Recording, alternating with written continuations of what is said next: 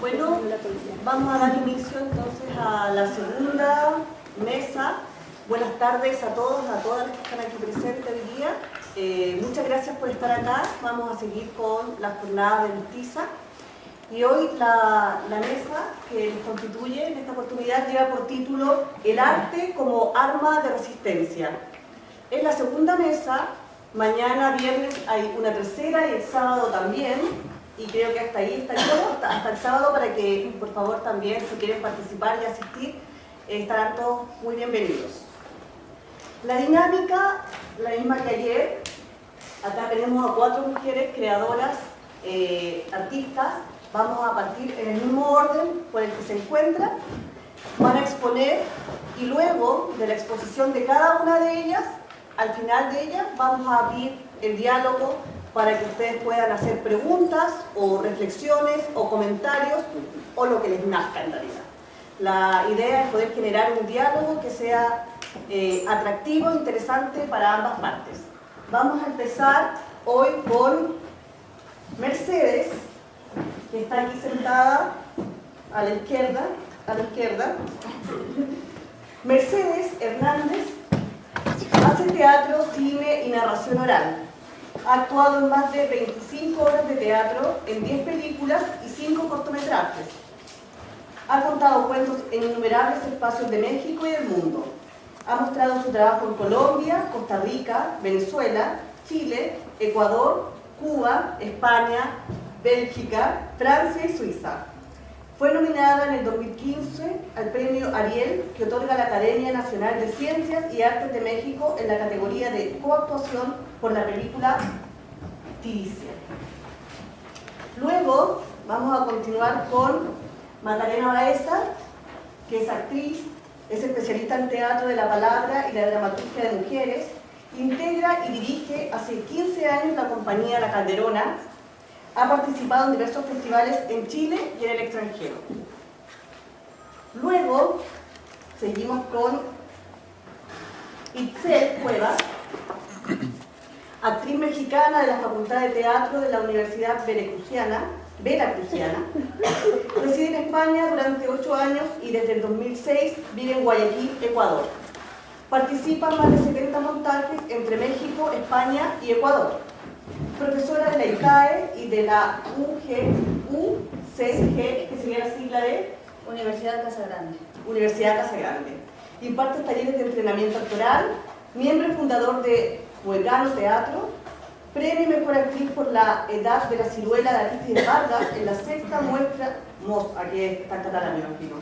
Mostra de Teatro de Barcelona, miembro del Taller de los Cedros y programadora de microteatro en Guayaquil.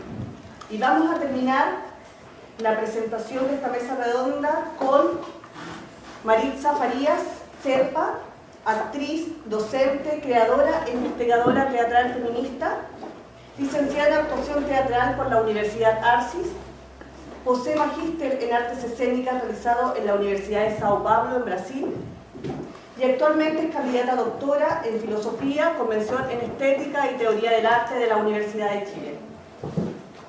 Su trabajo conjuga la práctica escénica con la investigación teórica como campo de acción política, abarcando las relaciones entre arte, política, memoria, activismo, performance y feminismo. Luego de esta presentación, entonces, vamos de inmediato a dar paso para que tengamos tiempo para la discusión, para las reflexiones, y vengo con ustedes a Mercedes. Ciudad de México, a 22 de octubre de 2018. Estimadas y estimados asistentes a esta mesa de discusión. Antes que nada quiero agradecer el esfuerzo que hacemos para reunirnos y decir nuestras palabras y escucharnos. Tenemos la intención de hacerlo y esto es gracias a la enorme voluntad de 2 mujeres y un equipo de trabajo incansable. Ya de por sí este hecho significa modificar las circunstancias de rutina, soledad o incluso enajenación que permean en estos tiempos asianos. Nos piden que reflexionemos en torno a la idea del arte como arma de resistencia, para que nos preguntemos si efectivamente nuestro quehacer artístico está contribuyendo a la transformación de nuestras realidades personales y sociales, si con ello estamos logrando que nuestros interlocutores y nosotras mismas accedamos a la cultura y a la reconstrucción de la memoria y la identidad de nuestros pueblos. Planteado así, parece una tarea que nos llevaría siglos, y así ha sido.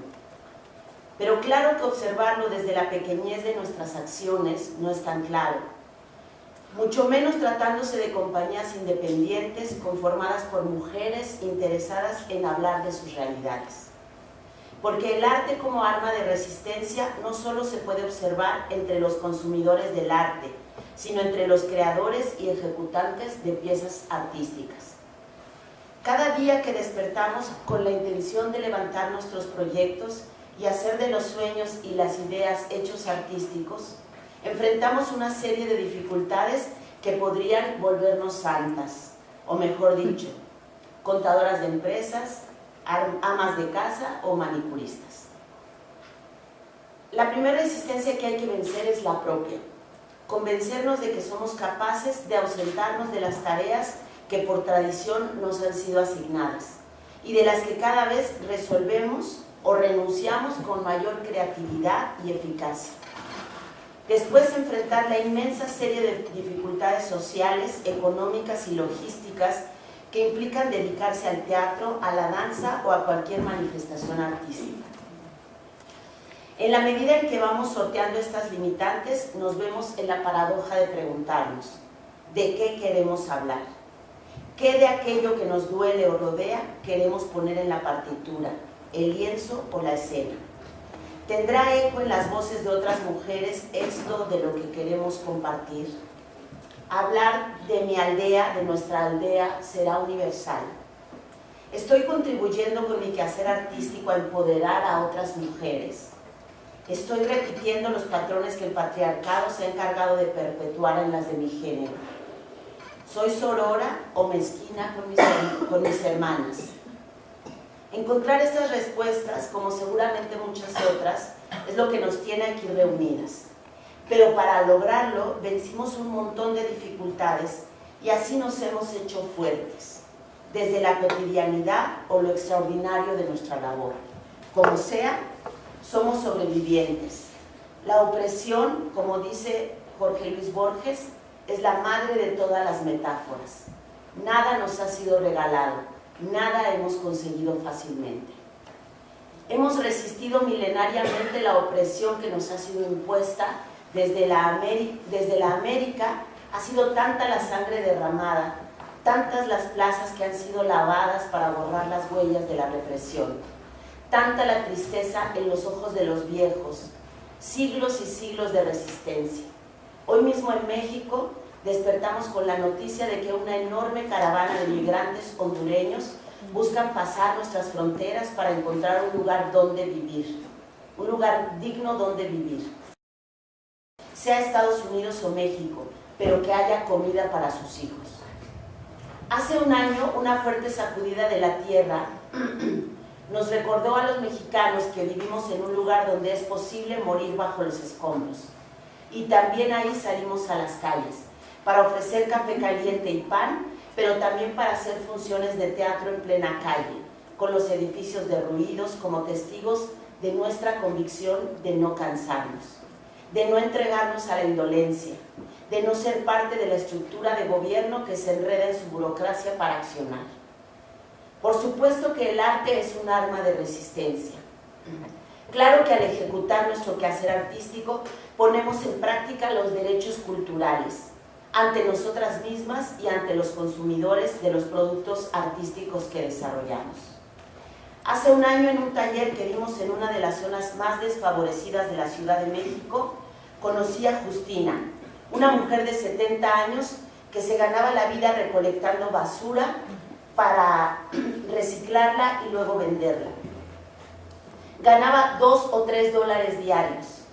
Medía poco más de 1 metro de estatura. Justina es pequeña, pero enorme en su paso por la vida. Ella me explicó que no sabía escribir, leer muy poco, pero que quería estar en mi taller. Yo le dije que la palabra nos fue dada a todas las personas y que ella podía contarnos su historia, y luego yo escribirla para después publicarla.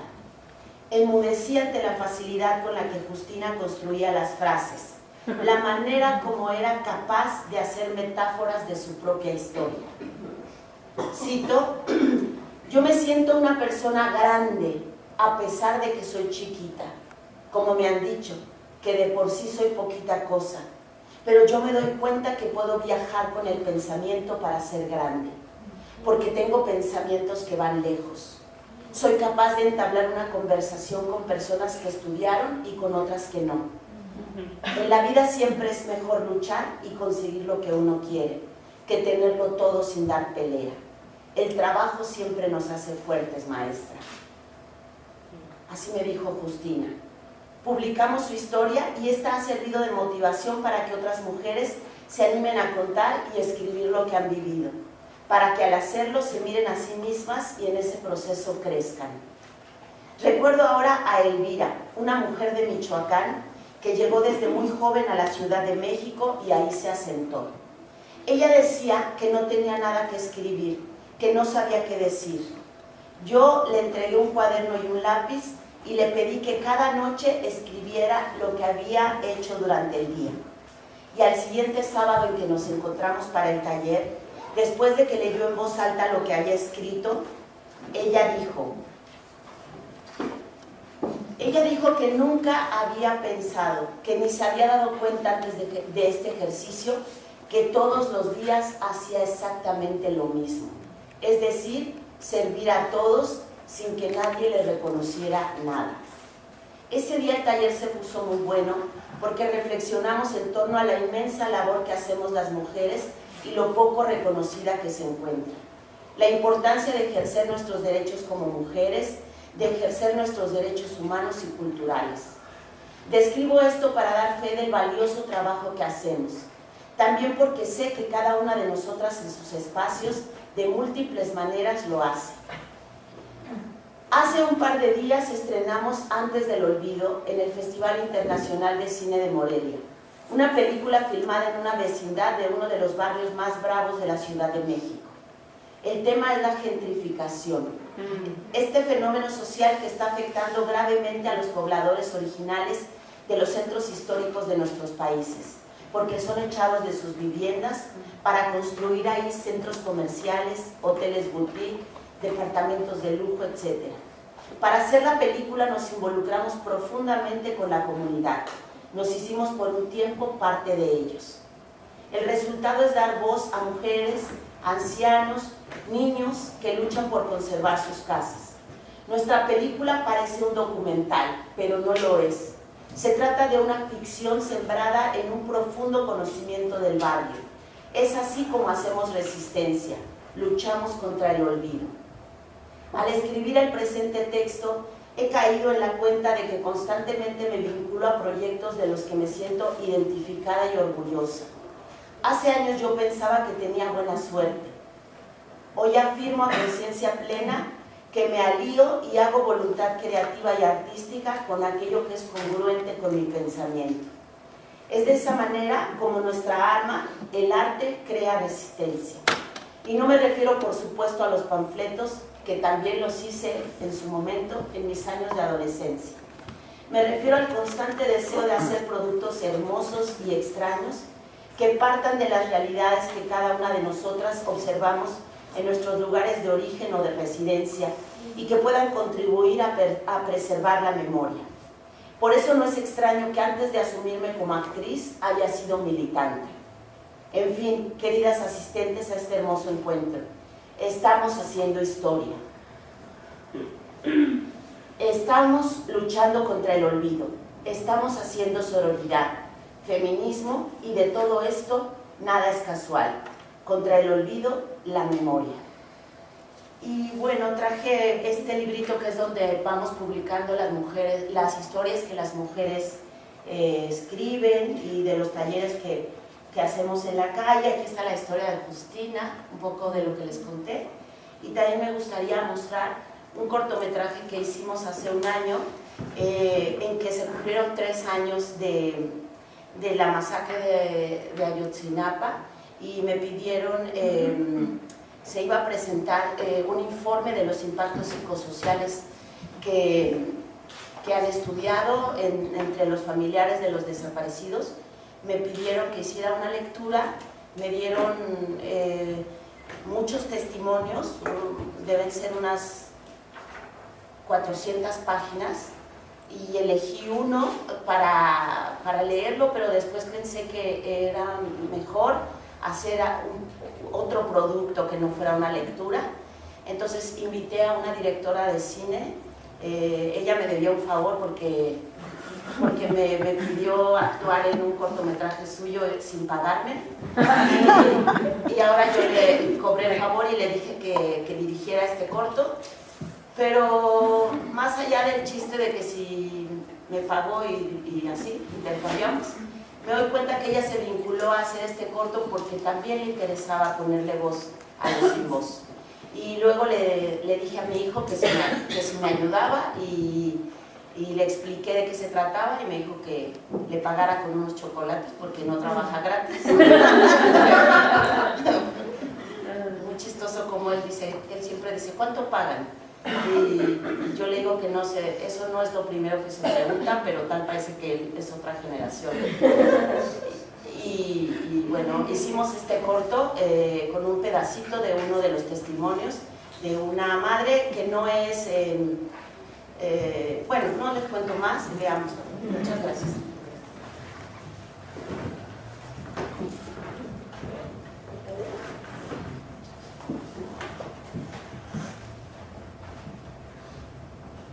Mi nombre es Berta Nava Martínez, mamá de Julio César Ramírez Nava, uno de los 3 estudiantes que masacraron en la ciudad de Iguala.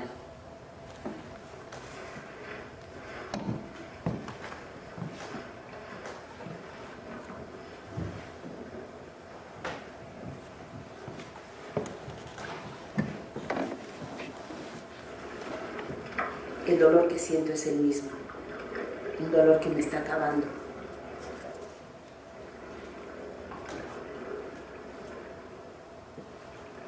La única diferencia es que ahora ya no tengo miedo. El miedo se lo llevaron. ¿Qué más puedo perder si me quitaron hasta las ganas de vivir?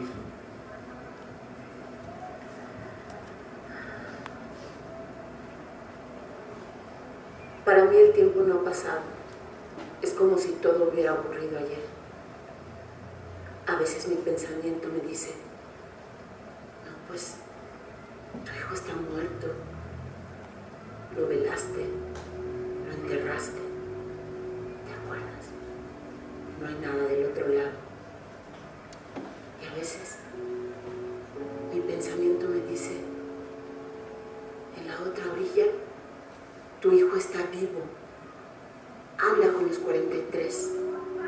Búscalos, porque si no, no va a aparecer nunca. Imagínate nomás que dice la señora que les hacía la cena allá en la escuela normal, que esa tarde, la tarde del 26 de septiembre de 2014, se fueron los muchachos a pescar. Que no tenían que comer, que se cooperaron ahí entre ellos mismos. No sé cuántos muchachos habrán ido a pescar, pero dice la señora que sacaron sus pescaditos, así chiquititos. Se pusieron a lavarlos, la señora se los frió y les hizo una salsa. Los hubieras visto, me dijo la señora. Estaban bien contentos los muchachos.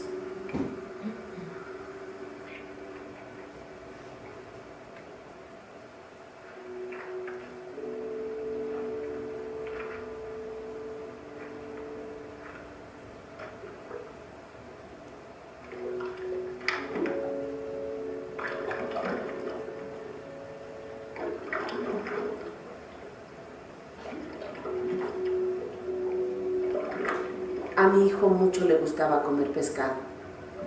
Cuando él estaba con nosotros, nos íbamos a la laguna. Era de cada 8 días ir juntos a pescar. A veces mi mente me quiere llevar al lugar donde mi hijo está vivo. Y yo tengo la alegría de freírle unos pescaditos y podemos comerlos, él y yo juntos.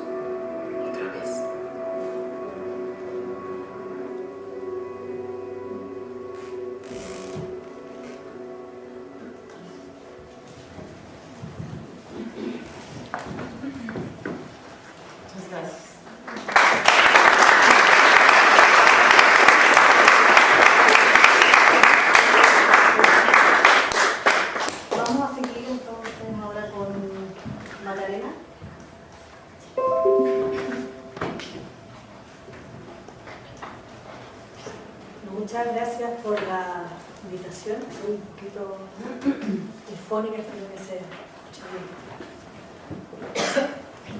Gracias. De la creación de la compañía de teatro La Calderona, que integro desde el año 2003, hemos trabajado con textualidades de mujeres del barroco. Han sido 15 años de creación incesante y apasionante a partir de dramaturgias bien desconocidas en Chile, y sobre las que pesan los prejuicios de historiadores del teatro y aún de los propios teatristas. En esta presente comunicación me propongo dilucidar cómo el acto de escritura de estos textos dramáticos de autoras del siglo XVII se plantea como una acción o de acatamiento al molde dramático imperante en su tiempo, o bien se constituye en un ejercicio de resistencia al sistema. Para hacerlo revisaré dos textos dramáticos de autoría femenina que han sido abordados por nuestra compañera. La traición en la amistad, de la autora madrileña María de Zayas y Sotomayor, escrito alrededor de 1630, y Los empeños de una casa, de la monja mexicana Sor Juana Inés de la Cruz, fechado en 1683. A partir del señalamiento de algunos puntos que se alejan del canon dramático, pretendo establecer la originalidad de las obras de las mujeres barrocas y entender cómo su creación, que no estaba exenta de una crítica manifiesta al poder, logra instalarse como espacio de rebeldía frente a la opinión que se tenía y se tiene de las mujeres. Una burladora con faldas. María de Zayas escribe La traición en la amistad hacia 1630. Con muchos datos de la vida de esta autora, se desconoce la fecha exacta, como también se ignora si fue representada en su época. Al parecer no lo fue. Fue estrenada por la compañía de Aquestos, que integré en 1997 al salir de la escuela de teatro y con el apoyo de Fondar. Fue nuestra primera incursión en la dramaturgia de las mujeres del barroco. María de Zayas, novelista famosa, fue muy leída en su tiempo y sus novelas gozaron de una gran reputación. En ellas presenta a mujeres valientes, osadas, transgresoras y que se apartan del ideal de recato y modestia que se imponía tanto en el teatro como en los textos moralistas para las mujeres. No son distintas las protagonistas de La traición en la amistad. Son las mujeres de la pieza las que urden, traman, maquinan, enredan y desenredan, pero también las que burlan. Pensemos que Burlador de Sevilla y Convidado de Piedra, de Tirso Molina, que puso de moda el tema de Don Juan, fue escrito y representado hasta la década de 1620, por lo tanto estaba en boga. La pieza, si bien es de temática amorosa como todas las comedias de corte lopesco, en el título ya alude a la relación entre las amigas. La obra trata justamente de eso, de una amiga que traiciona a otra, conquistando a su amado. La traición se descubre y se castiga a la ofensora, más por su falta a la amistad que por sus costumbres un poco casquivanas. Fenisa, la burladora, en cuestión tiene 10 amantes.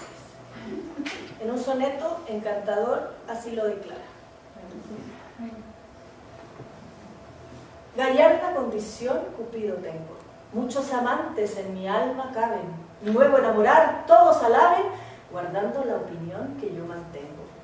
Hombres, así vuestros engaños vengo. Guardémonos de necias que no saben, aunque más su firmeza menoscaben, entretenerse como me entretengo. Si un amante se ausenta, enoja o muere, no ha de quedar la voluntad baldía, porque es la ociosidad muy civil cosa.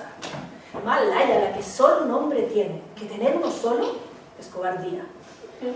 Naturaleza es vana y es hermosa. Esta notable declaración de Fenisa es muy difícil que se hubiera podido poner en escena en esa época, sin que todos los moralistas no se hubieran comido con zapatos a autora y compañía teatral. Ahora bien, María de Zayas sabe en qué época vive. Sabe que en un momento en que la censura se cierne sobre el teatro y que nada pasaba bajo el impecable celo de los controladores de la moral y las buenas costumbres, era imposible colar un personaje como Fenisa sin un castigo ejemplarizador al final de la pieza. De hecho, Fenisa queda sola, sin pareja al final de la obra. Y León, el criado, la ofrece al mejor postor. Señores míos, Fenisa, cual ven, sin amantes queda. Si alguno la quiere, avise para que su casa sea. Todos los demás personajes quedan emparejados. Pero, si lo pensamos bien, todas las parejas que de rigor deben cerrar la comedia de enredo, están conformadas por personas que no se aman. Esos matrimonios están condenados al fracaso. La única que queda en su ley es Fenisa. Como su nombre lo indica, cual ave fénix renacerá para seguir jugando con sus cartas. Como vemos, María de Zayas conoce el molde de la comedia comercial de su tiempo, lo adopta,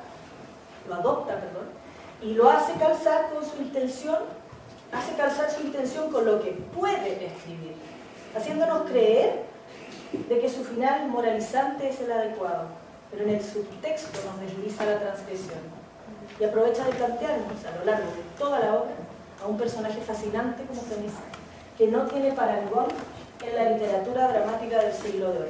Y aún hoy nos parece increíble esta mujer que se rige solo por su gusto y no obedece a ninguna moral existente. La mujer sabia y el criado con polleras, con falda. En la misma intención de instalarse dentro del molde de la comedia de enredos y a la vez proponer una subversión, podemos entender los empeños de una casa de Sor Juana Inés de la Cruz.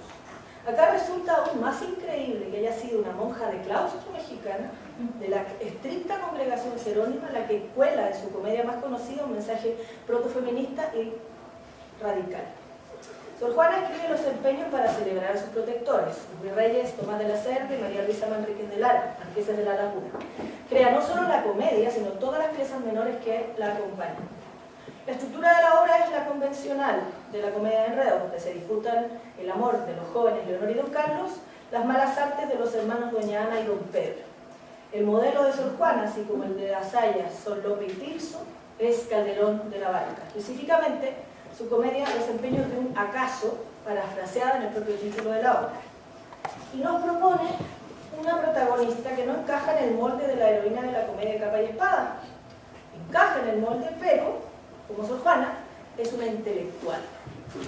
Me incliné a los estudios desde mis primeros años, con tan ardientes desvelos, con tan ansiosos cuidados, que reduje a tiempo breve fatigas de mucho espacio. La fama de Leonor fue por sus dotes intelectuales, no como suele ser en este tipo de obras por su belleza únicamente. Leonor es el alter ego de la autora, ella misma se dedicó a estudiar desde pequeña, pidiéndole a la madre que la vista de hombre para ir a la universidad, como señala en respuesta a Sor Filotea de la Cruz, su autobiografía. Teniendo yo después como 6 o 7 años, y sabiendo ya leer y escribir con todas las otras habilidades de labores y costuras de que dependen las mujeres, oí decir que había universidad, escuelas donde se estudiaban las ciencias en México, y apenas lo oí cuando empecé a matar a mi madre con instantes e importunos ruegos sobre que, mudándome el traje, me enviase a México en casa de unos deudos que tenía para estudiar y cursar la universidad. No se vistió de hombre, sino de religiosa, y debió conformarse con ser autodidacta, pero fue una de las grandes mentes del siglo XVII. Pero no solo esa transgresión aporta Sor Juana en su versión de la comedia, también en uno de los momentos más delirantes de la pieza, Castaño, el gracioso, el criado de Don Carlos, debe salir a la calle para dar un recado, y no puede ser visto. Entonces, aprovechando unas ropas de Leonor, se viste con ellas. Esto no es tan infrecuente en el siglo de oro, donde el travestismo gusta mucho en el teatro. Lo interesante es que le fascina estar vestido de mujer. Pero tate en mi conciencia que ya he topado el enredo. Leonor me dio unas polleras y unas joyas que trajese. Pues si yo me he visto de ellas, ¿habrá en Toledo tapada que a mi garbo se parezca? Ahora bien, entran las vasquiñas. ¡Jesús! ¡Qué ricatela! No hay duda que me esté bien, porque como soy morena, me está del cielo lo azul. Es cierto que estoy hermosa, Dios me guarde que estoy bella. Cualquier cosa me está bien porque el molde es rara pieza. Cuando llevamos a escena la comedia Los empeños de una casa en 2012, el actor Daniel Gallo interpretaba el personaje de Castaño. En esta escena, donde terminaba bailando cancán con las polleras de Leonor, el público reía a gritos y durante todas las funciones interrumpía con aplausos. La risa en Sor Juana es su rebeldía ante un sistema tan poco amable con todo lo que huela a mujeres. Para terminar, Y a modo de conclusión, quiero señalar que las autoras del barroco, tanto en España como en América, utilizan una estrategia doble para poder instalarse críticamente frente a un sistema que las oprime, no solo a ellas, sino a todas las mujeres. Por un lado, nos hacen creer que acatan las normas, al instalarse dentro del convencional género de la comedia de capa y espada, de gran interés popular y éxito seguro en el negocio del teatro, pero lo hacen a su modo, instalando nuevas temáticas como la amistad entre las mujeres, la sexualidad femenina, el derecho a la educación. No lo pueden hacer de manera abierta, pues están inmersas en una tradición misógina y censuradora, pero lo cuelan como mensaje que va directamente desde sus plumas a los oídos de tantas mujeres que oyen las comedias desde la cazuela de los corrales. Buscando esa complicidad, sus obras, ya no de capa y espada, sino de falda y empeño, como propone Guillermo Smith-Huber, estudioso de Sor Juana, ponen en escena la búsqueda por la autonomía y los derechos que las mujeres recién conquistarían los siglos XX y XXI, pero que se viene propiciando desde hace muchos siglos en la historia. Muchas gracias.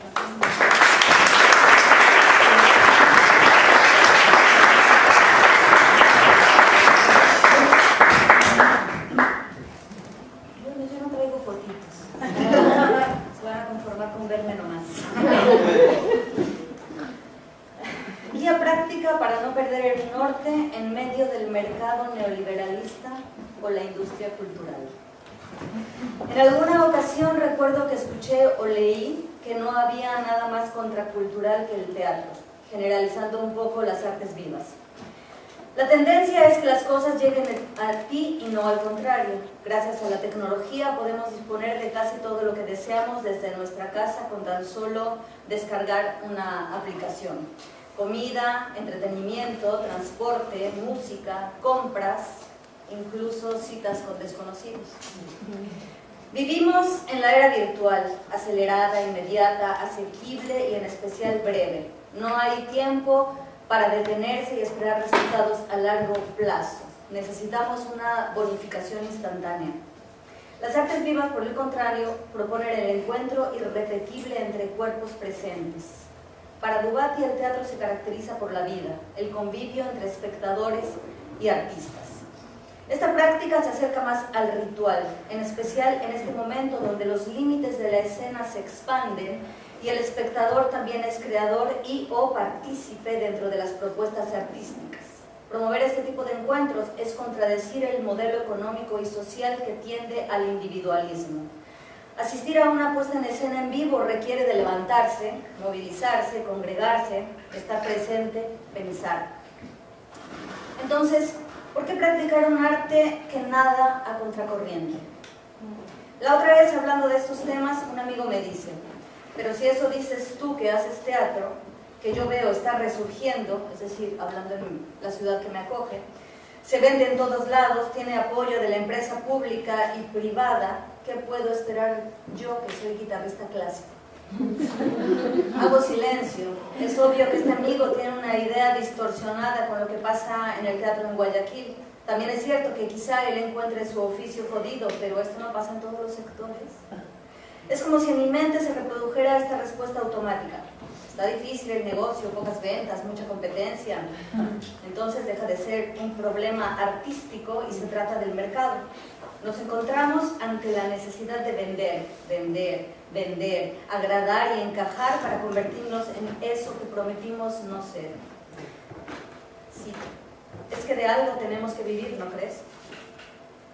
Y pasamos gran parte de la vida tratando de sobrevivir y muy poco tiempo viviendo, ni se diga creando. Me pregunto, ¿acaso no todos los artistas han tenido siempre este tipo de problemas? ¿No es el arte un espacio subversivo y de pocas certezas? Y pienso en Latinoamérica y su gran tradición de teatro político y social, los cuales siempre tenían causas por las que luchar, injusticias que denunciar, y parece que en el pasado tenían claro lo que buscaban. Pero aquí estoy yo hablando de vender, de mercados y complacer. ¿Será que ya se han acabado las causas? Regresando a Guayaquil, la ciudad que me acoge, me revuelca, me escupe, pero también me acoge, tal como decía mi amigo, existe un resurgir en la industria del entretenimiento que ha abarcado distintos espacios que se reproducen bajo las mismas fórmulas, que presentan presentadas como si fueran una gran ola artística y cultural. Esta idea se perpetúa en la mente no solo de los ciudadanos, sino también entre los artistas.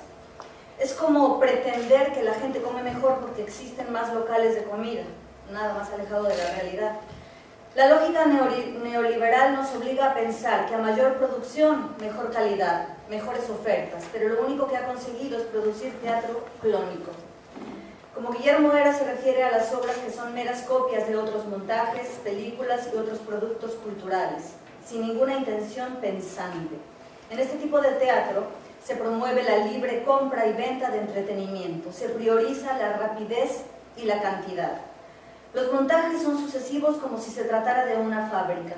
Los encuentros son más breves y menos significativos.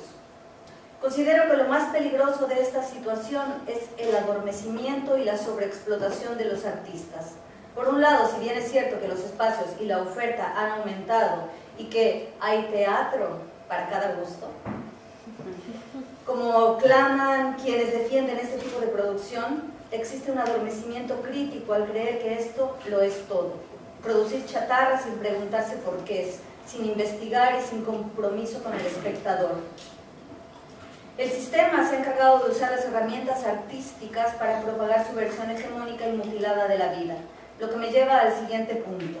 La sobreexplotación de los artistas dentro de este modelo, la necesidad de trabajar incansablemente para poder tener ingresos aceptables, estar siempre listos, nunca agotados, cumplir con las exigencias del teatro, de la televisión, de los contratos, trabajar largas jornadas y nunca olvidar que tienen el privilegio de trabajar, no como muchos que no tienen esta oportunidad. Al final del día, estos cuerpos se encuentran agotados y atrapados en un ciclo sin salida. En tales condiciones es difícil que exista tiempo para la exploración y la interrogación. Se corroe el motor creativo y expresivo, el molde los atrapa y su voz interna se apaga junto con su memoria. Sin embargo, el teatro resiste. Por tradición, este ha sido un arte que da apertura a los movimientos disidentes, a los exiliados, los refugiados, los rebeldes, aquellos que siempre están en búsqueda de nuevos rumbos, de generar nuevas poéticas. El teatro ha sido el espejo del tiempo y la sociedad, donde no solo se recrean las tragedias ocurridas, sino también como una ventana a posibles realidades. Con esto no quisiera romantizar el teatro en el pasado. Considero que en cada época ha sabido transigir a los modelos dominantes. La libertad creadora es la potencia del teatro independiente. A diferencia del siglo pasado, cuando las dictaduras, la represión militar y moral reprimían el quehacer artístico, el teatro hoy se enfrenta a una supuesta libertad, que más bien es una carrera consumista de producciones bajas, que reproducen estereotipos, fórmulas exitosas del espectáculo, promueven divos y divas que muevan masas y likes. En medio de esto existe el arte que desobedece las tendencias del mercado y busca hacer un ejercicio intelectual acerca de la propia existencia. Las causas no han terminado, la violencia y la represión aún existen, en ocasiones de maneras más sutiles. Aún nos amenaza del letargo, el espejismo de creer que todo está dicho u hecho. Pero de nada sirve lamentarse y criticar sin hacer. Pero ¿cómo hacer teatro que me sea auténtico sin desfallecer en el intento? Primero es necesario hacer tiempo. Si se lee literal suena a poder de alquimia, a una utopía, pero no se concluye lo que no se empieza. No solo basta con la preparación y las grandes ideas, se necesita actuar. Es necesario tener la valentía de decidir, lanzarse al vacío y hacer. La convicción vendrá después. Las inquietudes, dudas y peros sobran a montones, pero es necesario comprometerse en ese deseo si se quiere llevar a cabo cualquier actividad artística. Segundo, recurrir al colectivo. Resistir requiere de fuerza, por lo que no puedo pretender ser una isla alejada, creerme salvadora, especiales ni diferentes, pues esto solo me llevaría a una actitud elitista y egoísta. Hacer teatro para gente de teatro no tiene sentido para mí. Encuentro mucho más viable y sustentable el trabajo colectivo, la grupalidad que va más allá de la institución, sino de aprovechar los recursos, conocimientos y habilidades de los otros para llevar a cabo un suceso artístico. Solo el compartir un mismo deseo puede hacer que éste sea posible. Tercero, creer en las pequeñas revoluciones, En ocasiones me encuentro apesadumbrada y parece que ningún esfuerzo sería suficiente, que no hay más camino que claudicar. De alguna forma tengo metida en la cabeza que lo más importante son las cantidades, el mayor alcance, las grandes repercusiones, pero siempre vuelvo a recordar que los pequeños gestos y acciones sutiles guardan un gran poder. Quizás no podamos cambiar el macro, pero podemos generar espacios para pensar, llegar a aquellos que creemos distantes, abrir un portal de otras realidades, así sea solo por un momento. No se debe subestimar el poder transformador que poseen las artes vivas, puesto que nos conectan con lo primigenio, facilitan la cercanía y la intimidad que nos devuelve a nuestra humanidad. Cuarto y último, luchar en contra y desde dentro. Como mencionaba antes, de poco sirve crear si no hay espectadores. Resulta lógico aprovechar las potencias de estos nuevos espacios y formatos e incursionar dentro de ellos con propuestas diferentes. Es necesario procurar el encuentro con distintos públicos sin prejuicios acerca de sus gustos y sensibilidades. Dentro de este rango también considero imprescindible abordar los espacios públicos o poco convencionales, organizarse, crear redes que faciliten movilizar las obras a lugares de escaso acceso. Acercarse y formar alianzas con los actores sociales para difundir propuestas teatrales y performáticas que no se encuentren monopolizadas por el consumo, sino que inciten a la movilización y generen conciencia. Y para finalizar quisiera citar a Arístedes Vargas. No sé por qué aquí lo cité con una sola frase, así que lo voy a leer aquí. Son como 5 hojas. Ustedes El teatro, esto lo escribió, es un pequeño ensayo que él hizo a propósito del Día del Teatro Latinoamericano. El teatro podría ser una especie al borde de la desaparición, si entendemos que cuando un pájaro desaparece, también desaparece la trayectoria de su vuelo, desaparece la particularidad de ese canto que solo él puede cantar, la manera en que se sostiene en el aire, el arte de combinar el vuelo con el canto y este con el aire que lo sujeta, pero el teatro siempre está allí, en el borde o en los bordes. Gracias.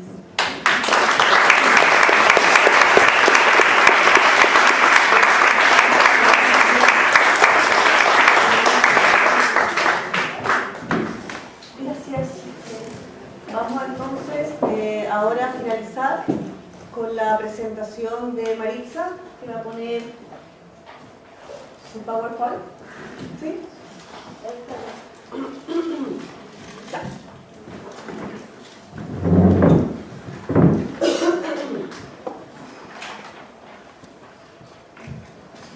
Gesto de horror. Cuando el fotógrafo Luis Navarro regresó a casa luego de haber sido detenido y haber desaparecido durante 5 días, su padre le exigió que le contara lo que había vivido producto de la dictadura cívico-militar chilena.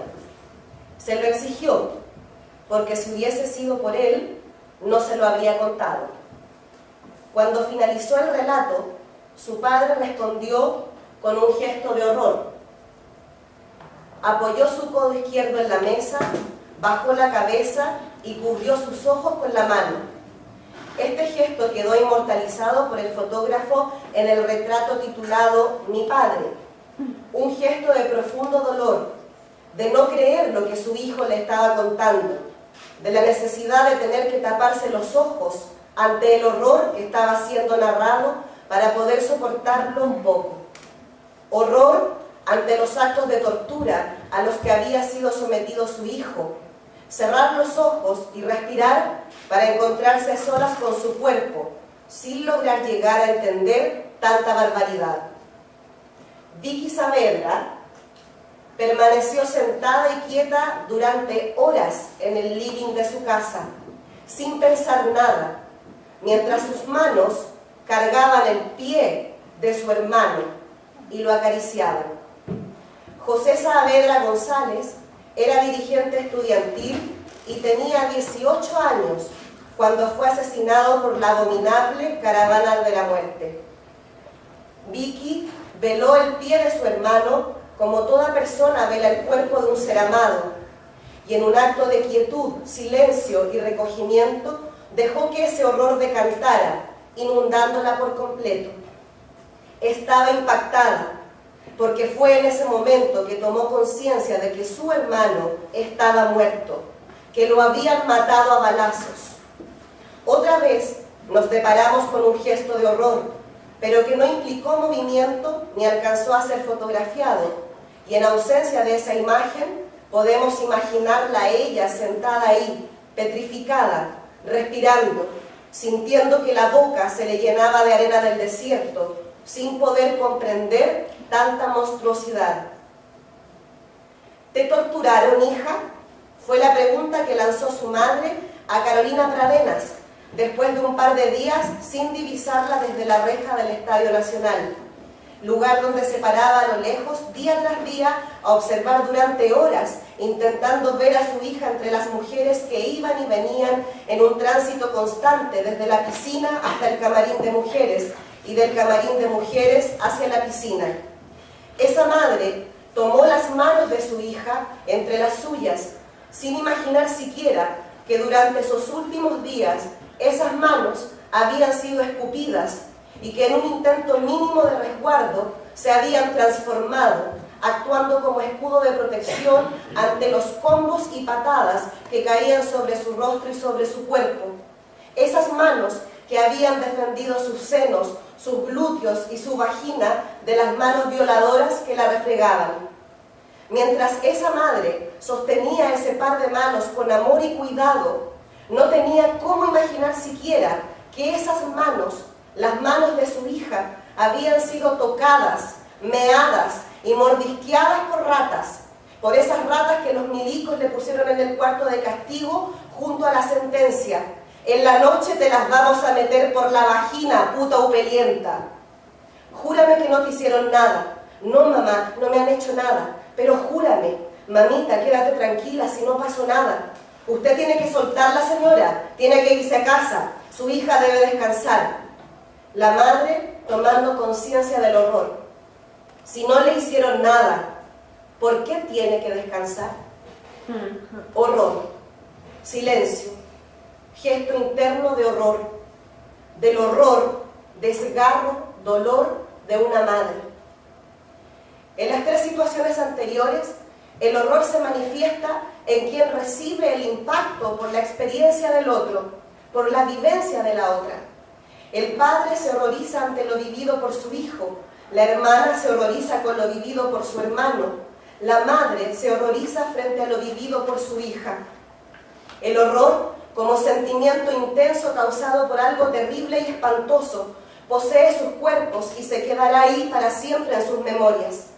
Es este mismo horror el que surge cuando nos toca ser a nosotras y a nosotros los receptores de aquellos otros horrorizados.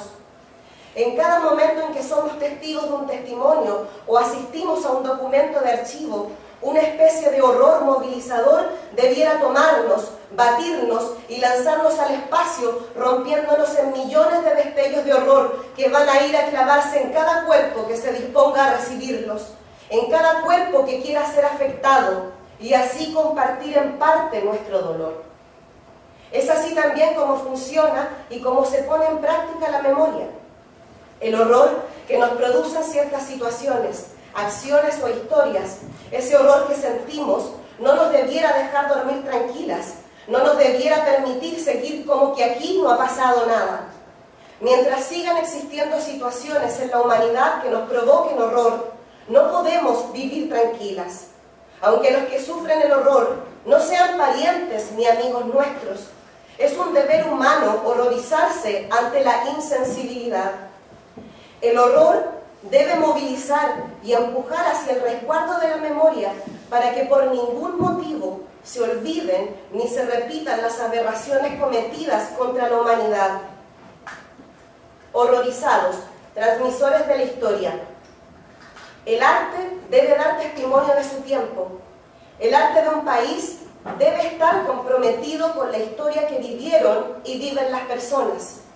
El arte debe tomar con una mano el pasado y con la otra sujetar el presente, produciendo un arte comprometido con los que habitaron y con los que habitarán ese país, teniendo como asidero siempre sus problemas, sus abusos, sus dolores, sus injusticias, sus horrores. El arte debe funcionar como constructor y transmisor de la memoria, y cualquier artista que se precie de tal debe ser un horrorizado, una horrorizada, un practicante y militante ejercitador que revuelva en la memoria afirmándose en ella como experiencia práctica.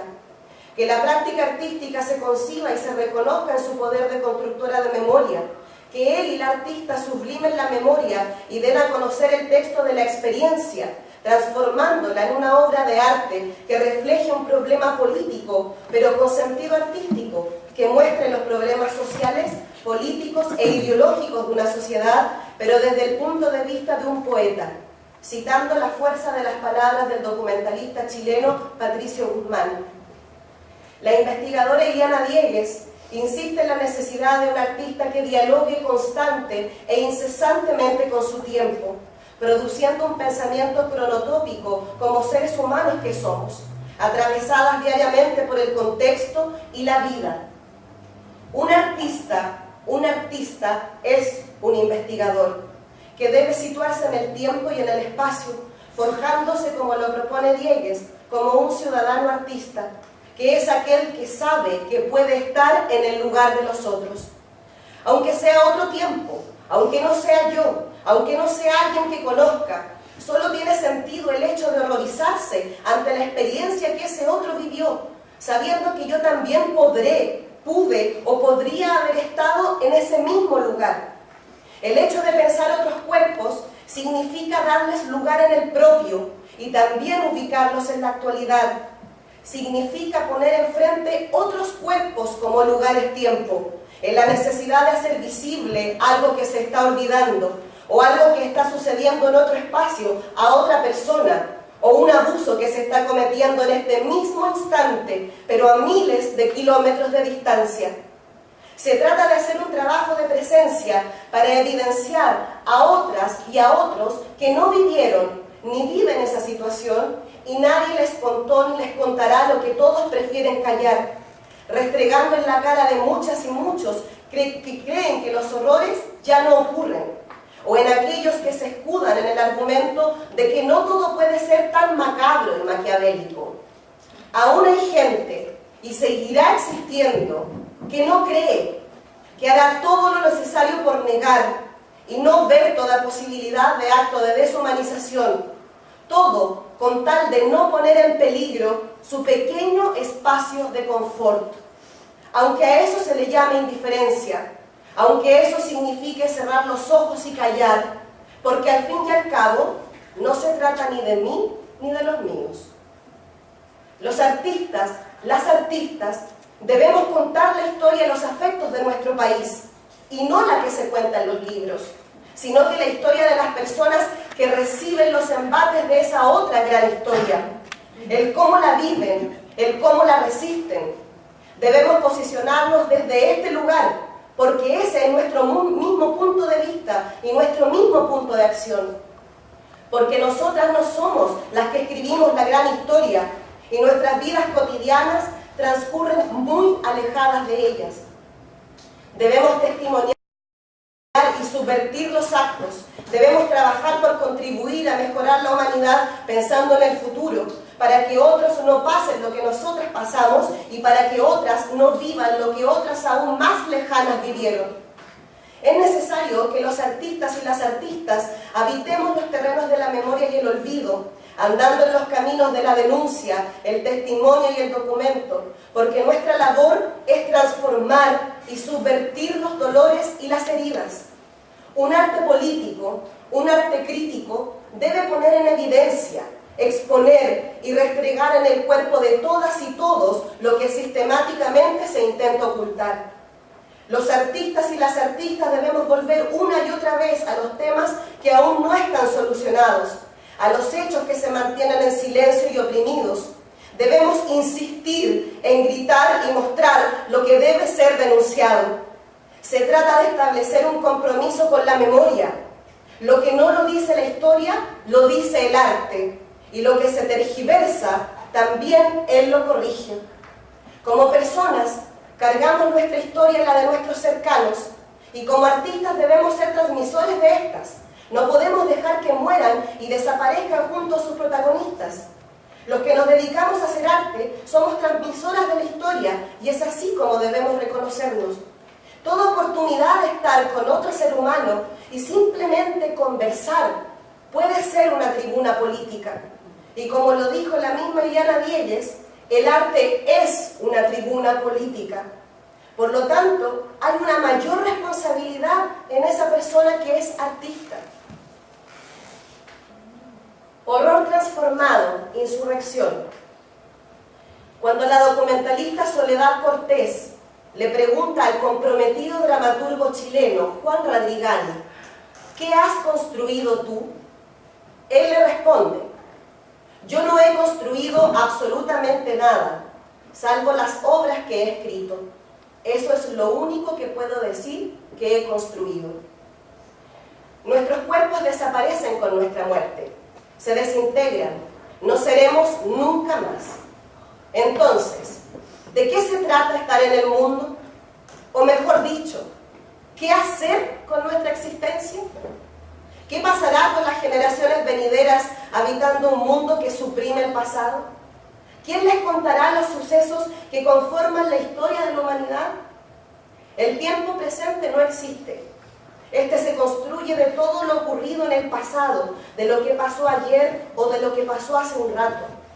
Nuestro tiempo presente se ve influenciado por el pasado y con el deseo puesto en que todo sea mejor en el futuro.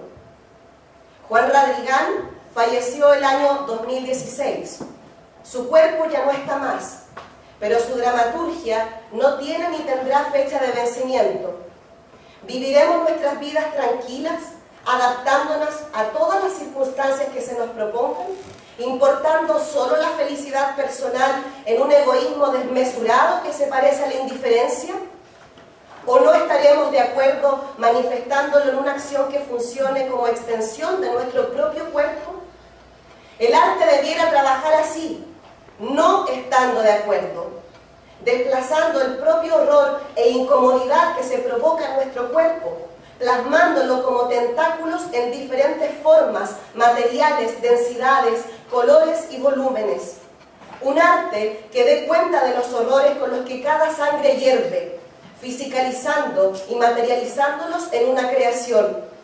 Si la capacidad de horrorizarse se acaba para un artista, se acaba también su vida, o por lo menos para él o la artista a quienes me dirijo hoy.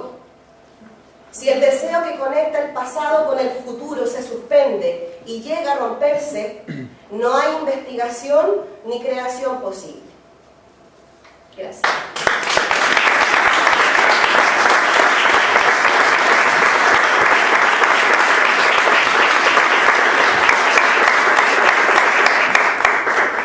Bueno, voy a respirar. Por la Maritza, toma agua, María. Muchas gracias a los cuatro. De verdad me interesó mucho lo que expuso cada una.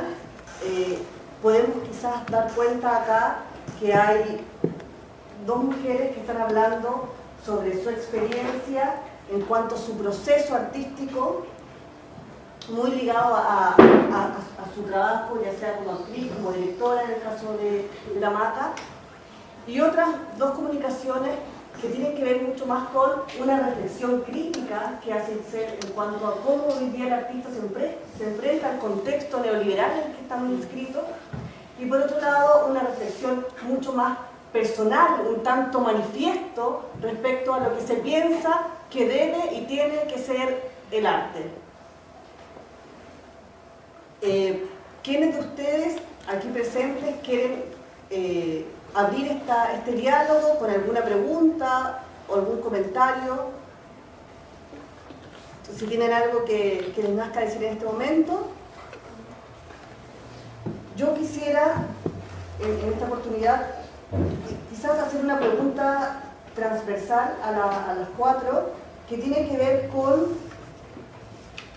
ciertas palabras que se repiten en cada uno de sus comunicaciones, y también ayer se repetían en la mesa que se hizo en el Museo de la Memoria. y que al parecer como que atraviesa mucho, que tiene que ver mucha historia, mucho arte, mucho teatro, las artes visuales también se cruzaban con la Macarena que representa aquí mismo, que se muestra un corto.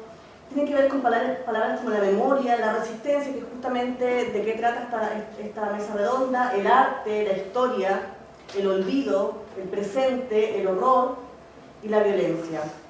Quisiera saber entonces desde su lugar, ¿cuál sería esa primera resistencia que ustedes sienten que tienen que combatir para hacer arte, pero no desde lo que tú mencionas como de nuestra propia aldea, sino con respecto a la aldea de un otro? ¿Qué es aquello que se debe romper? ¿Cómo yo transgredo o puedo hablar por un otro que quizás tiene una resistencia distinta al medio en el que yo me desenvuelvo y que también puede ser muy sesgada?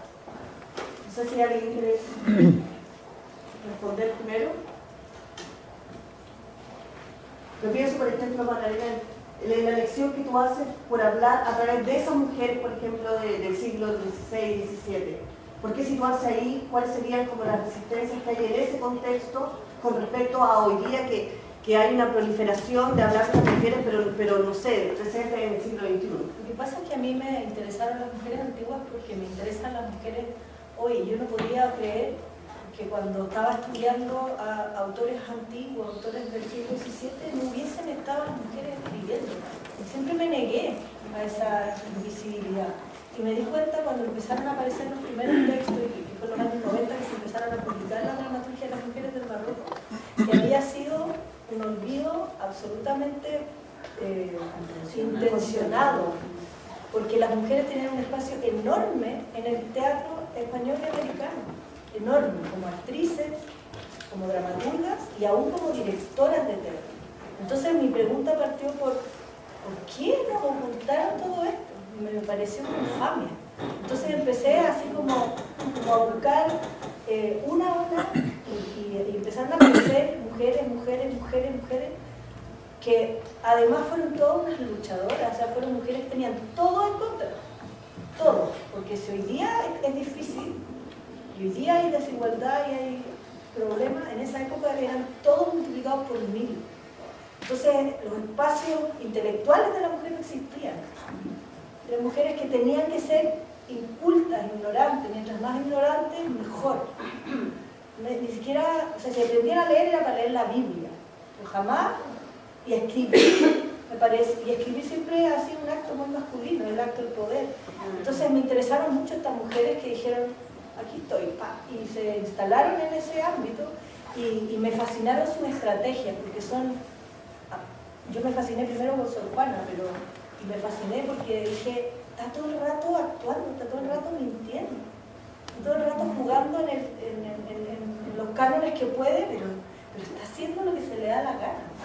Y eso me encantó. Y yo creo que ha sido súper difícil porque nosotros empezamos la primera obra que hicimos fue una obra sobre la figura de Sor Juana, y un montón de gente me decía, pero ¿quién le importa esos textos? Y yo decía, bueno, yo quiero trabajar sobre Latinoamérica, yo quiero trabajar sobre la escritura de las mujeres, y a mí me interesa neta. Creo que hay otras mujeres que están trabajando sobre dramaturgias contemporáneas. A mí me interesa, además, tengo un rollo feroz con la música y con la palabra musical, con el verso, con la cueca, soy bailarina y cueca.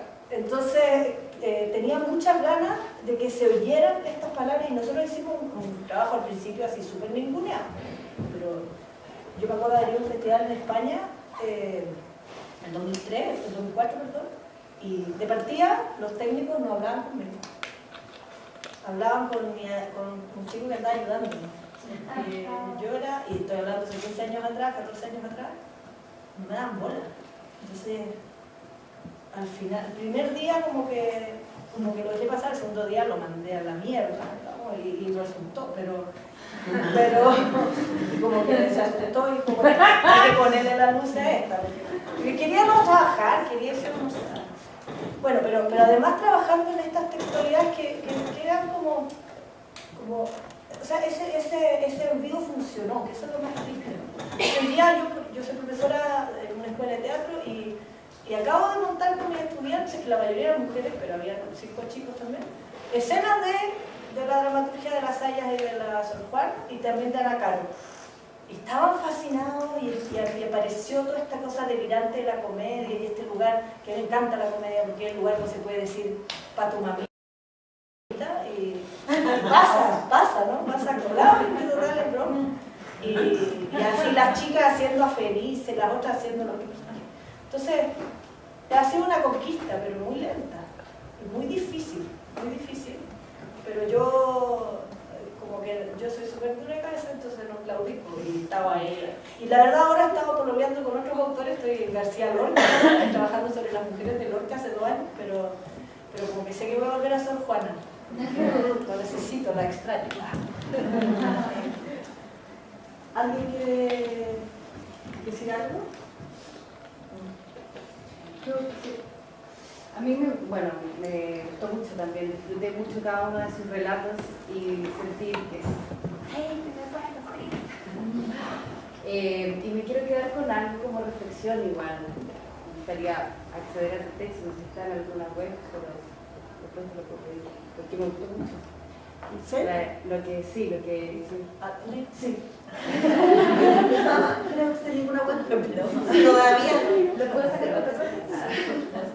Me gustaría quedarme igual con la reflexión de que es verdad que, bueno, somos artistas ciudadanos y somos responsables, yo también creo, de este horror y de sacarlo, de compartirlo, de afectar a otro, de llegar a otro. Y es difícil hoy día por la industria cultural, por mantenerse haciendo teatro o haciendo cualquiera de las artes que nos guste hacer. Es difícil, pero creo que hay algo muy importante que no podemos perder de vista, que es el trabajar en comunidad, la colaboratividad, porque si nos ponemos a competir entre nosotros, si nos separamos, perdemos fuerza. Entonces, volver a esa reflexión como de abrirnos espacios de la sororidad, también entre artistas, como que es difícil, sobre todo tal vez en lugares como Santiago, yo vengo de región y allá es mucho más fácil trabajar y es mucho más necesario también tomarnos los espacios entre todos porque somos más poquitos.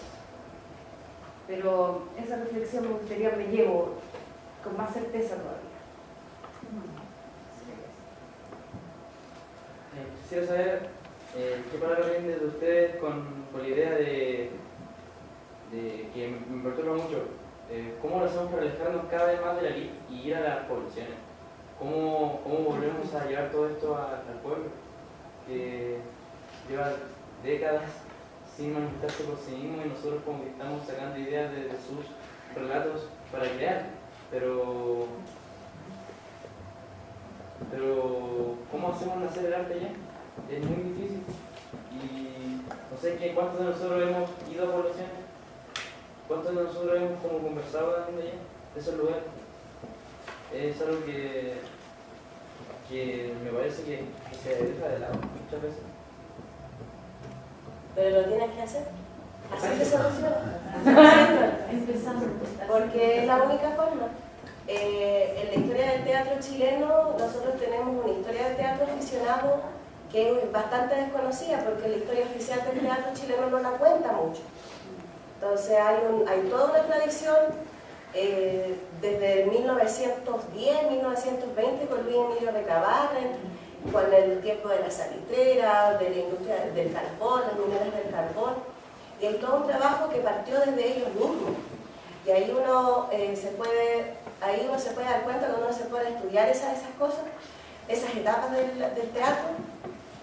Los mismos obreros de las salitreras, ellos se empezaron a juntar porque ellos mismos cuestionaban su tiempo libre. Ellos decían como, no puede ser que con nuestro tiempo libre solamente tomemos vino, bailemos y nos curamos. Y listo. ¿Qué podemos hacer?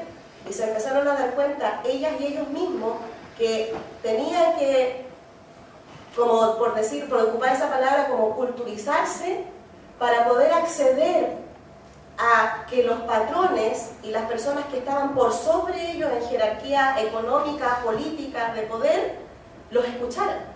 Porque si ellas y ellos no tenían herramientas para poder hablar bien, argumentos con los que pelear, nadie los iba a escuchar.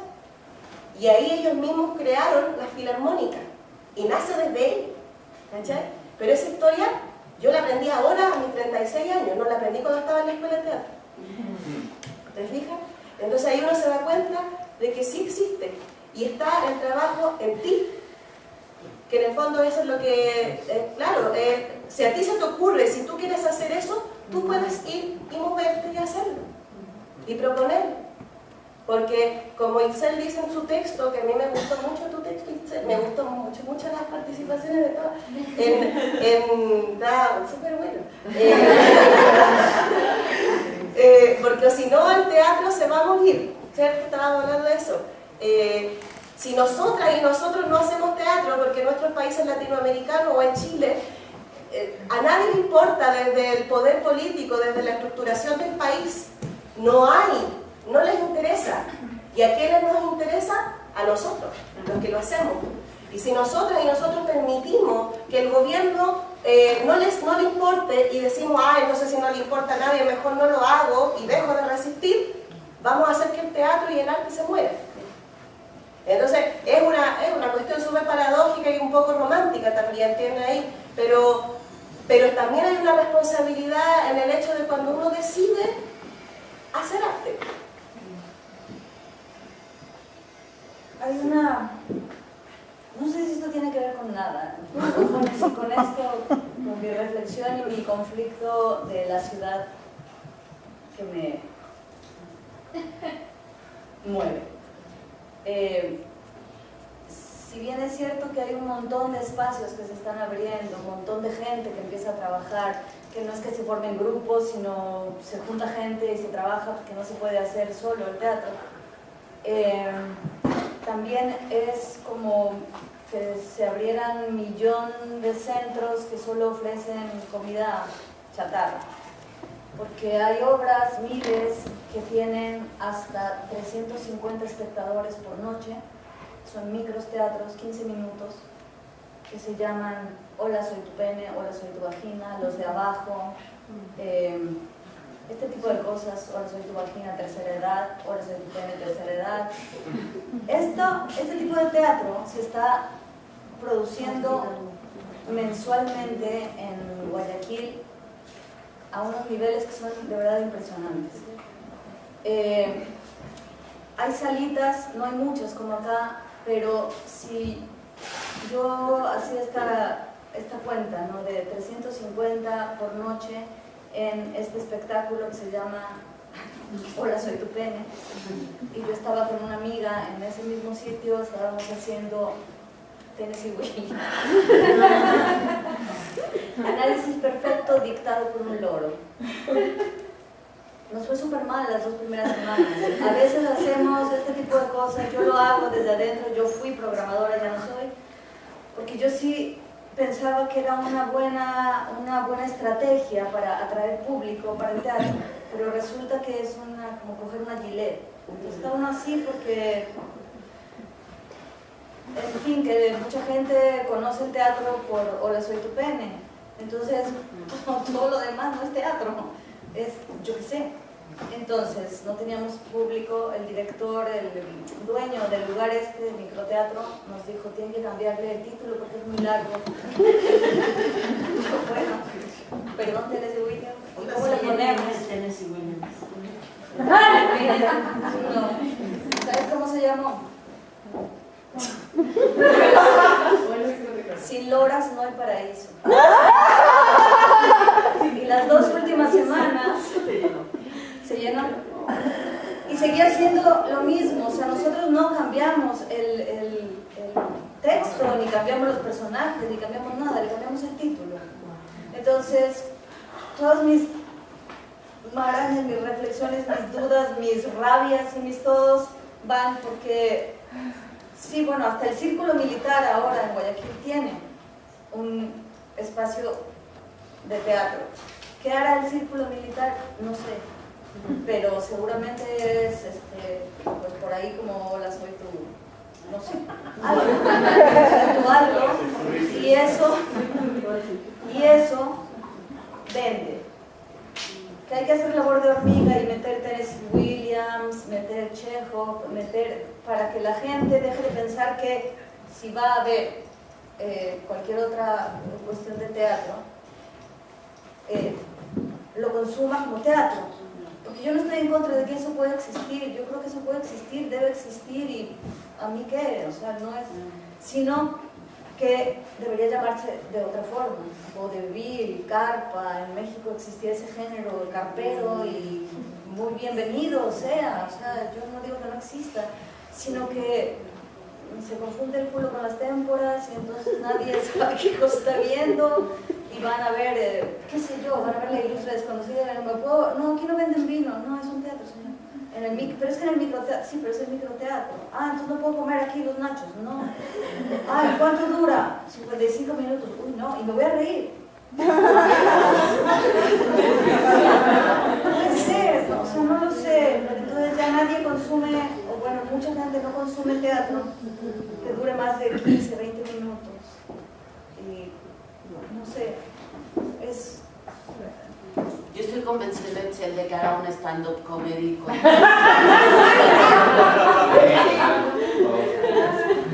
Yo apoyo esa moción. Otro tipo de teatro que ahora se instaura de manera exponencial. Es que cada quien hace el teatro que quiere y que puede. Sí. Y yo no creo que haya un deber ser quien hace casting para hacer voz de cepillo de dientes, qué padrísimo. Y ganan un chingo de dinero, el dinero que nosotros no ganamos, pero si nosotros este es el teatro que queremos hacer, yo hasta me río, digo, hacemos teatro de búsqueda, pero de público. Está bien, chido. Allá mira el tren. Yo igual quisiera decir como unas cosas. No sé quién estaba primero. Ya, dale. Somos coterráneos. Sí, yo soy Cristóbal, muchas gracias por lo que han compartido. Quisiera decir como unas cosas que me llaman la atención, de que las cuatro cuando hablan hacen referencia mayoritariamente a hombres. También es muy curioso eso con respecto al posicionamiento de los discursos como de los varones, digamos, que son los que escriben y los que legitiman las mismas empresas editoriales, creo yo, no sé, y que están anclados con el poder. Y con respecto a lo que dice el compañero de las poblaciones, quiero referirme como un poco a algo que nosotros estamos haciendo en Valparaíso, muy breve, se llama Escena Doméstica, y es la instalación de un circuito de teatro que nosotros en Valparaíso tenemos unas características bastante particulares con respecto a un desarrollo muy desproporcionado de la infraestructura cultural para la realidad de la acción que hay, las actividades que hay en Valparaíso. Tenemos muchas salas de teatro, 2 universidades en la misma comuna, estaba encima la sede del Ministerio de las Culturas en Valparaíso. Hay espacios que son de extensión de muchas universidades, sin embargo la actividad no es tal. Y pareciera ser también que hay una mecánica que nosotros no comprendemos, que hay obras de teatro que llegan desde Santiago a Valparaíso, que llenan las salas y nuestras propuestas no lo hacen. Entonces nosotros salimos hacia las poblaciones y nos instalamos en los territorios como a intentar entender cómo entienden nuestras poblaciones y el teatro también. Y nos hemos encontrado con algunas cosas bastante interesantes que tienen que ver más que nada con que hay públicos que son iniciales, que tienen mucha edad, es decir, que son personas mayores que nunca han tenido la oportunidad de ni siquiera ir al teatro. Y en Chile tenemos hubo un programa de televisión que se llamaba Teatro en un canal de televisión. Chilevisión. En Chilevisión, que dio mucho tiempo como la idea de que eso era el teatro. Entonces también nos encontramos nosotros con eso constantemente. Sí. Sin embargo, el encontrarnos con esas personas que tienen algunas nociones de teatro, como el teatro en la tele, rápidamente las prácticas mismas los devuelven como a una instancia que es muy de reunión, de compartir. Acá hay una compañera, todavía no sé dónde está, que su propuesta está dentro del circuito y es más que nada provocar a través de una cosa muy simple, un encuentro entre los vecinos. Y eso me lleva como un poco a lo que tú decías al final, que yo creo que nosotros, al menos en la gente que yo reconozco del Paraíso, nos hemos dedicado mucho tiempo a demandarle al Estado y a los gobiernos que construyan una idea de él, pero nos hemos olvidado un poco de construir la ciudadanía antes de tener el Estado. Y tener ciudadanía es mucho más relevante que tener infraestructura cultural y que tener institucionalidad cultural. Y eso yo no creo que tenga que hacerlo él solo. Creo que tenemos que hermanarnos y hacerlo en conjunto. Eso era todo lo que quería decir. Muchas gracias. Sí. Yo quiero apoyarte solamente, antes de darle el paso a Ana Karina, que se le ha hecho un gran mal al Teatro Valparaíso por llevar obras e instalar la gratuidad como si fuese un arma totalmente válida. Y eso es lo que hay que luchar contra eso, que el arte también se paga aunque sea mínimo y que esas otras salas pequeñas en donde se hace todo ese teatro de compañeros que están aquí hoy en día también tiene que ser visible. Karina. Ay, que voy a hablar después de esto. Karina y estamos por acá. Karina, y vamos a terminar por el tiempo que viene una obra después. Karina. Lo mío es cortito, igual es como reflexiona lo que estaban conversando. Disculpen si me pongo nerviosa, me cuesta mucho hablar como... primero, en torno a lo que hablaban de esto, como de que le cambiaron el título a la obra y todo, de repente, no sé si está tan mal la modificación. Como entrar en esos circuitos y ocupar ciertas herramientillas, porque no hablar de almas, que en la trabajo de almas yo hablaría más de herramientas.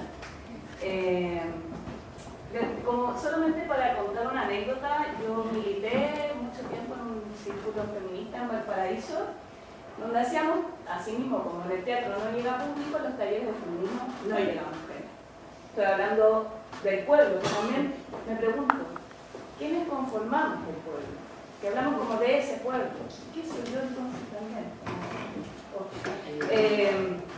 Bueno, entonces no llegaban mujeres y decidimos hacer zumba feminista. Donde empezamos bailando zumba, una amiga que era de República Dominicana le ponía súper bueno, con así fotos moviendo, las señoras estaban vueltas locas y terminamos con una reflexión feminista en torno al cuerpo, al autocuidado, a por qué deberíamos ir a talleres de educación física, no sé, zumba, aerobox, lo que sea, pero como de conocer nuestro cuerpo, nuestras potencialidades, y las señoras se iban empoderando en un taller de zumba. Pero ¿no? Entonces, como no tener miedo, y también como que tú tiraste la talla de stand-up, había en Valpo muchos stand-up comedy feministas, donde también se tira el rollo desde una herramienta que quizá empezó en la tele y todo así como ya, unos chistes terribles machistas, pero se toma esa herramienta, se modifica y la ocupamos. Yo creo que eso está súper bien, bajo mi punto de vista, y en torno a lo del territorio, o sea, lo del pueblo que la pregunta tuya, amigo, creo que, y sumándome a las palabras de Cristóbal, creo que instalarse en un territorio es muy importante. Creo que hay que tener cuidado con el asistencialismo, como de ir, querer hacer un taller y voy y después desaparezco. ¿Quién era ese actor que vino? No sé, mañana sale en la tele, parece. Yo creo que yo lo hago también porque últimamente yo me tomé un terreno en Viña y yo llegué con muchas ideas, no sé qué, y nadie me pescó, porque nadie me conocía.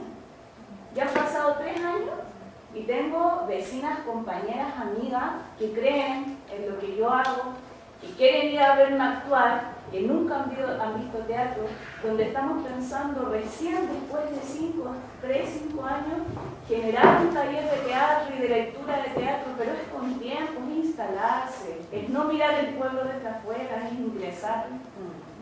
No sé, solo eso. Gracias. ¿Veo?